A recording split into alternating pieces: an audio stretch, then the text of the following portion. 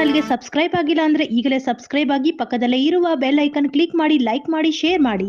ಕಾರ್ಮಿಕರು ದುಶ್ಚಟಗಳಿಗೆ ಬಲಿಯಾಗಬಾರದು. ಕಾರ್ಮಿಕರು ದಿನಪೂರ್ತಿ ಕಷ್ಟಪಟ್ಟು ದುಡಿದ ಹಣದಿಂದ ಕಾರ್ಮಿಕರು ದುಶ್ಚಟಗಳಿಗೆ ಶ್ರಮವನ್ನ ಬಲಿ ಮಾಡಬೇಡಿ ಎಂದು ಹಿರಿಯ ವಕೀಲ ಹಾಗೂ ಕಾನೂನು ಸಲಹೆಗಾರ ಎಜಿ ಸುಧಾಕರ್ ಅವರು ಸಲಹೆ ನೀಡಿದರು. ಬಾಗೇಪಲ್ಲಿ ಪಟ್ಟಣದ ವೆಂಕಟೇಶ್ವರ ಚಿತ್ರಮಂದಿರ ಪಕ್ಕದಲ್ಲಿ ಇರುವ ದ್ವಾರಕಾ ಫಂಕ್ಷನ್ ಹಾಲ್ನಲ್ಲಿ ಭಾಗ್ಯನಗರ ಕಟ್ಟಡ ಕಾರ್ಮಿಕರ ಒಕ್ಕೂಟದಿಂದ ಉದ್ಘಾಟನಾ ಹಾಗೂ ಮೇಡೆ ದಿನಾಚರಣೆ ಕಾರ್ಯಕ್ರಮವನ್ನು ಮಂಗಳವಾರ ಆಯೋಜನೆ ಮಾಡಲಾಗಿತ್ತು. ಈ ಕಾರ್ಯಕ್ರಮದ ಉದ್ಘಾಟನೆ ಮಾಡಿ ಮಾತನಾಡಿದ ಸಂಘದ ಕಾನೂನು ಸಲಹೆಗಾರ ಹಾಗೂ ಹಿರಿಯ ವಕೀಲ ಎಜಿ ಸುಧಾಕರ್, ದೇಶವನ್ನು ಕಟ್ಟುವಲ್ಲಿ ಕಾರ್ಮಿಕರ ಪಾತ್ರ ಬಹು ಮುಖ್ಯವಾದದ್ದು. ಕಾರ್ಮಿಕರಿಲ್ಲದ ದೇಶ ಅಭಿವೃದ್ಧಿ ಸಾಧ್ಯವಾಗುವುದಿಲ್ಲ. ಕಾರ್ಮಿಕ ಕಷ್ಟಪಟ್ಟು ದಿನಪೂರ್ತಿ ದುಡಿದಿದ್ದನ್ನು ಮದ್ಯ ವ್ಯಸನದಿಂದ ಗುಟ್ಕಾದಂತಹ ಮಾದಕ ಪದಾರ್ಥಗಳಿಗೆ ದಾಸನಾಗಿ ದುಶ್ಚಟಗಳಿಗೆ ಬಲಿಯಾಗುತ್ತಿರುವುದು ಬೇಸರ ತರುತ್ತಿದೆ.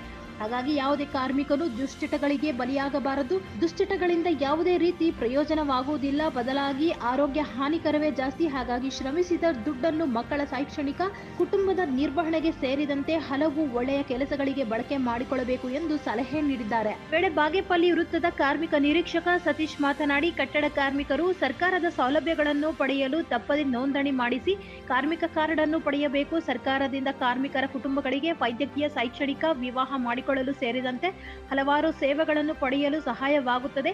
ಬಾಗೇಪಲ್ಲಿ ವೃತ್ತದ ವ್ಯಾಪ್ತಿಯಲ್ಲಿ ಸುಮಾರು 9,000ದಷ್ಟು ಕಾರ್ಮಿಕರು ನೋಂದಣಿ ಮಾಡಿಕೊಂಡಿದ್ದಾರೆ. ಯಾವುದೇ ರೀತಿಯಲ್ಲಿ ನಕಲಿ ಕಾರ್ಡ್ಗಳನ್ನು ಮಾಡಿಸಲು ಅವಕಾಶವಿಲ್ಲ. ಒಂದು ವೇಳೆ ಆ ರೀತಿ ನಕಲಿ ಕಾರ್ಮಿಕ ಕಾರ್ಡ್ಗಳು ಪತ್ತೆಯಾದರೆ ಕೂಡಲೇ ರದ್ದುಪಡಿಸಲಾಗುತ್ತದೆ ಎಂದರು. ಈ ಸಂದರ್ಭದಲ್ಲಿ ಭಾಗ್ಯನಗರ ಕಟ್ಟಡ ಕಾರ್ಮಿಕರ ಒಕ್ಕೂಟದ ಅಧ್ಯಕ್ಷ ಶಿವಕುಮಾರ್, ಉಪಾಧ್ಯಕ್ಷ ಚಿನ್ನಪ್ಪಯ್ಯ, ಗೌರವ ಅಧ್ಯಕ್ಷ ಸಿಎಸ್ ವೆಂಕಟೇಶ್, ಕಾರ್ಯದರ್ಶಿ ನಯಾಜ್, ಜಂಟಿ ಕಾರ್ಯದರ್ಶಿ ವಿಶ್ವನಾಥ್, ಸದಸ್ಯರಾದ ಬಶೀರ್, ಚಲಪತಿ, ಮೂರ್ತಿ, ಮಂಜು, ಮೆಹಬೂಬ್ ಬಾಷಾ, ಮೋಹನ ಸೇರಿದಂತೆ ಹಲವಾರು ಮಂದಿ ಉಪಸ್ಥಿತರು ಇದ್ದರು. Bureau report Ranagopala Reddy, TV9 Kannada news, Bagepalli. ನಿಮ್ಮ ಮಕ್ಕಳ ಭವಿಷ್ಯವನ್ನು ಚೆನ್ನಾಗಿ ರೂಪಿಸಬಹುದು. ನಾಳೆ ಬೆಳಿಗ್ಗೆ ನಿಮ್ಮ ಮಕ್ಕಳು ಯಾವುದಾದ್ರೂ ಸ್ಕೂಲಲ್ಲಿ ಹೋಗಿ ಅವರ ಸ್ನೇಹಿತರು, ಸಹಪಾಠಿಗಳು ನಿಮ್ಮ ಅಪ್ಪ ಕುಡಿತಾರೆ ಅಂತ ಕೇಳ್ತಾರೆ, ಏನು ಆನ್ಸರ್ ಮಾಡಬೇಕು? ಇದು ನಿಮ್ಮ ಗಮನಕ್ಕೆ ತರಲಿಕ್ಕೆ ಬಯಸ್ತೇನೆ.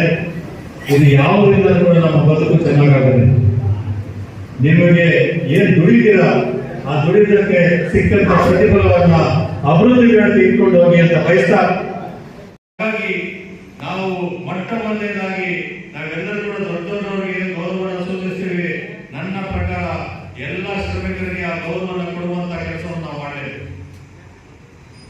ಅದೇ ರೀತಿ ಯಾವುದೇ ಕೆಲಸ ಆಗಲಿ, ಇವತ್ತು ಕಟ್ಟಡ ಕಾರ್ಮಿಕರು ಕೂತ್ಕೊಂಡಿದ್ದೀವಿ, ನಿಮ್ಮ ಶ್ರಮ ಇಲ್ಲದೆ ನಾವು ಮನೆಯಲ್ಲಿ ಕೂತ್ಕೊಳ್ಳಿಕ್ಕೆ ಸಾಧ್ಯ ಆಗಲ್ಲ, ನಮ್ಮ ಮನೆ ಹೊರಗಡೆ ಹೋಗ್ಲಿಕ್ಕೆ ಸಾಧ್ಯ ಇಲ್ಲ.